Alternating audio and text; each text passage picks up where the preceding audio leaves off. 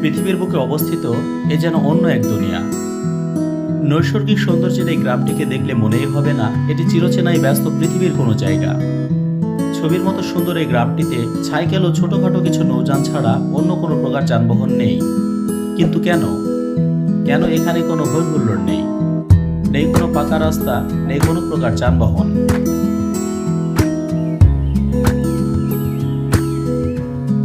মরুচরের এই পর্বে চলুন দেখে আসি ছবির মতো সুন্দর এক কল্পনা রাজ্য গিত্রনকে, জেনে আসি এর সকল অজানা রহস্য।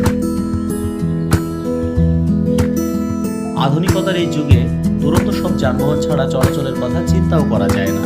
এক স্থান থেকে অন্য স্থানে, এক দেশ থেকে আরেক দেশে যাতায়াতের জন্য আমরা ট্রেন, বাস, বিমান, মোটরসাইকেল সহ অন্য বিভিন্ন ধরনের যানবাহন ব্যবহার করে থাকি। তবে পৃথিবীর বুকে এমন একটি স্থান রয়েছে যেখানে সাইকেল ও সামান্য কিছু নৌযান ছাড়া অন্য কোনো যানবাহন চলাচল করে না। ঠিক এমন একটি অদ্ভুত জায়গা বাস্তবে এই পৃথিবীর বুকে রয়েছে যেখানে চলে না কোনো গাড়ি ঘোড়া। জায়গাটির নাম গিত্রন। নেদারল্যান্ডের দৃষ্টিনন্দন এই ছোট্ট গ্রামটি অ্যামস্টারডাম থেকে 100 কিলোমিটার দূরে অবস্থিত। নেদারল্যান্ডের রাজধানী থেকে এই স্থানে যেতে গাড়িতে করে 85 মিনিটের মতো সময় লাগে। ফুলে ফুলে সজ্জিত এই গ্রামে বসবাস করে 2800 এর চেয়ে সামান্য কিছু সংখ্যক মানুষ। এর আয়তন 38.47 বর্গ কিলোমিটার। গ্রামটি সমুদ্র সীমা থেকে কয়েক মিটার নিচে অবস্থিত। এখানকার মাটি এতটাই নরম যে এখানে কোনো রাস্তাঘাট বানানো সম্ভব নয়, তাই এই গ্রামটিতে কোনো ধরনের গাড়ি ঘোড়া চলাচল করে না। রাস্তাঘাট বলতে এখানে শুধুমাত্র সাইকেল চালানোর মতো সরু পথগুলোই দেখতে পাওয়া যায়। তাই এখানে বেড়াতে আসা পর্যটকেরা তাদের গাড়ি গ্রামের বাইরে রেখে আসেন, ফলে এখানে কোনো প্রকার বায়ু দূষণ বা শব্দ দূষণ আপনি পাবেন না।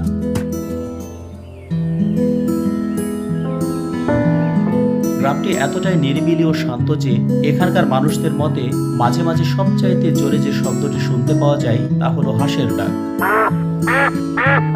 শান্ত পরিবেশ, আঁকাবাঁকা খাল, কাঠ দিয়ে বানানো ছোট ছোট সেতু আর রং বেরঙের নানান ফুলের সমারোহ এই গ্রামটিকে এক কল্পনা দুনিয়াতে পরিণত করেছে।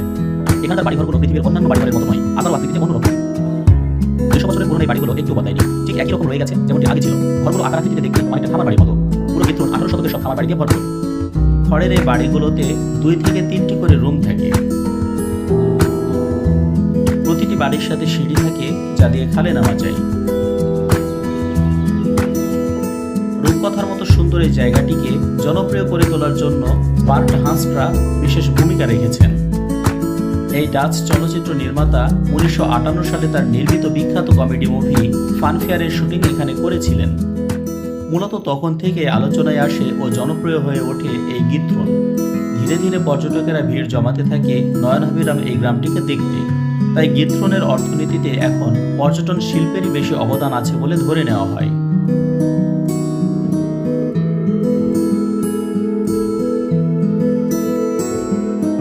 গিত্রনে রয়েছে বেশ কয়েকটি রেস্তোরাঁ, আর সেই রেস্তোরাঁগুলোর প্যানকেক বেশ জনপ্রিয়।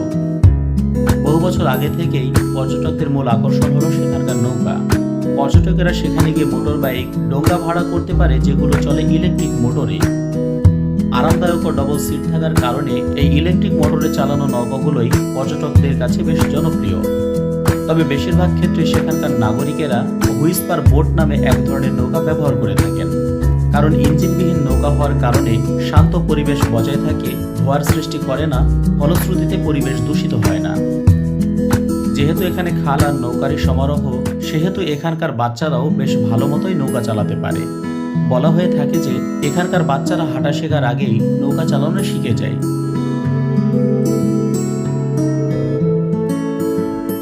নৌকার ব্যবসায় বেশ সমৃদ্ধশালী এই অঞ্চলটি।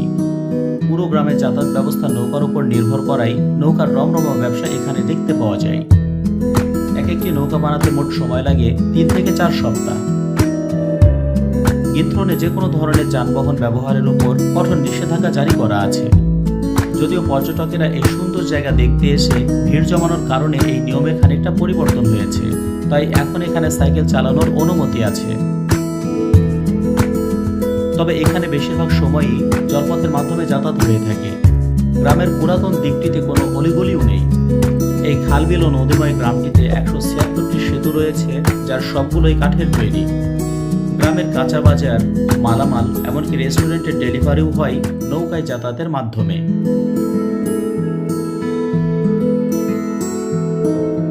গ্রীষ্মকাল আর শীতকালে গিথুনের চেহারা একেবারে আলাদা। গ্রীষ্মকালে খালগুলো পানি দিয়ে পরিপূর্ণ থাকে, আবার শীতকালে সেই খালের পানি জমে বরফ হয়ে যায়। বরফে ঢাকা গিথুনকে দেখে চেনার কোনো উপায়ই থাকে না। শীতকালে বরফের উপর সেখানকার নাগরিকেরা আইস স্কেটিং করে থাকে। প্রতি বছর পুরো পৃথিবী থেকে এখানে প্রায় 10 লক্ষ পর্যটক ঘুরতে যান। চীনা পর্যটকদের কাছে স্থানটি খুব জনপ্রিয়। কেবলমাত্র চীন থেকে প্রতি বছর 2 লক্ষ পর্যটক এখানে বেড়াতে আসেন। গিথুনে ঘুরতে যাওয়ার সবচেয়ে ভালো সময় হলো এপ্রিলের মাঝামাঝি সময় থেকে অক্টোবরের মাঝামাঝি সময় পর্যন্ত।